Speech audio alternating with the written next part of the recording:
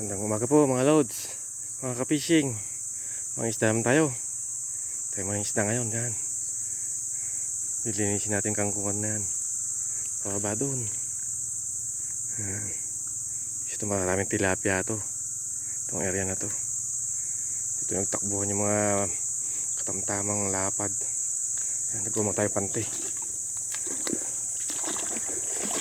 Lumang natin para nabigente natin. Yan, ito. Nagdoble ko na. Yan. Tapos isa pa dito. Isang pang malalaki.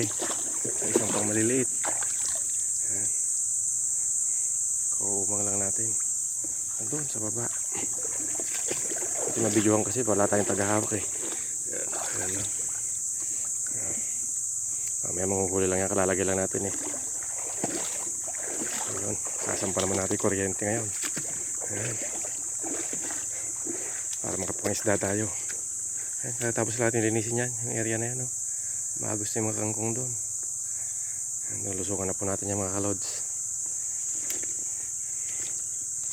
Ito pong boy ang pangisda kung gusto makahuli. Tsatsaga ka pong maglinis kasi pa yung mga water lily po yung mga yan. Yung iba mga kangkong. Halo-halo. Sige lods. Hanggang dito na lang po. I-update ko kayo mamaya kung ano nahuli natin. So, pagpalang umaga po sa inyong lahat at mag-ingat po tayo buong maghapon. Sige po. God bless.